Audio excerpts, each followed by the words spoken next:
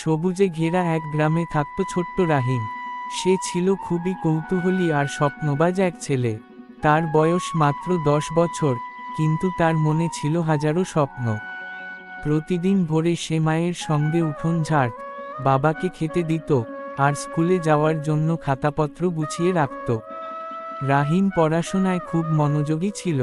গ্রামের স্কুলটা ছিল বাঁশের বেড়া আর টিনের ছাউনি দিয়ে তৈরি। ঝড় বৃষ্টি হলে ক্লাস করা বেশ কষ্টকর হয়ে যেত, তবু রাহিম পড়া মিস করত না। তার স্বপ্ন ছিল বড় হয়ে একজন ডাক্তার হবে, কারণ তাদের গ্রামে ডাক্তার ছিল না। অসুস্থ হলে গ্রামবাসীকে দূরের শহরে যেতে হতো। অনেক সময় রোগীরা সঠিক সময়ে চিকিৎসা না পেয়ে মারা যেত। এসব দেখে রাহিমের মনে স্বপ্ন জাগে, সে ডাক্তার হয়ে গ্রামের মানুষের সেবা করবে। একদিন রাহিমের বাবার জ্বর হয়। টাকা না থাকায় শহরের ডাক্তার দেখাতে পারল না। কয়েকদিন গ্রামের কবিরাজের ওষুধ খেয়েও কোনো কাজ হলো না।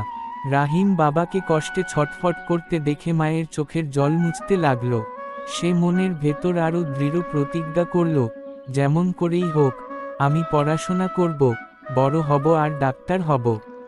কিন্তু বাস্তব ছিল কঠিন। রাহিমের পরিবার খুব গরিব।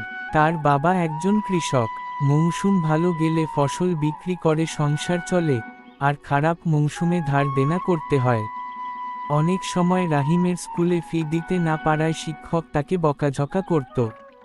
তবুও সে হাল ছাড়েনি। স্কুল শেষে সে মাঠে গরু চড়াত, কখনো প্রতিবেশীর দোকানে সাহায্য করত। যে টাকা পেত, সেটা জমিয়ে রাখত খাতা কলম কেনার জন্য। বন্ধুরা যখন খেলাধুলায় ব্যস্ত থাকত, রাহিম তখন বই নিয়ে বসে পড়ত।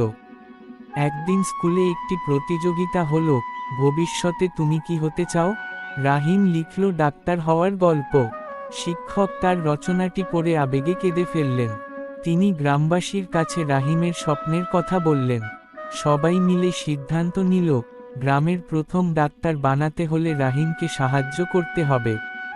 গ্রামের মানুষজন যে যার সামর্থ্য অনুযায়ী তাকে বই, খাতা, এমনকি টাকা পর্যন্ত দিল। রাহিম কেঁদে ফেলল, কারণ সে বুঝল, তার স্বপ্ন শুধু তার নয়, পুরো গ্রামের স্বপ্ন। দিন যায়, রাহিম পড়াশোনা চালিয়ে যেতে থাকে। যত কষ্টই আসুক, সে পিছিয়ে যায় না।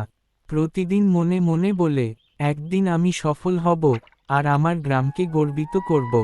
ডানে ইশারা করা উল্টো হাতের তর্জনী, এভাবেই ছোট্ট রাহিম তার স্বপ্নকে আঁকড়ে ধরে এগিয়ে চলল। গল্পটি আমাদের শেখায়, দরিদ্রতা স্বপ্নকে আটকাতে পারে না, যদি মনের ভেতর শক্তি আর বিশ্বাস থাকে।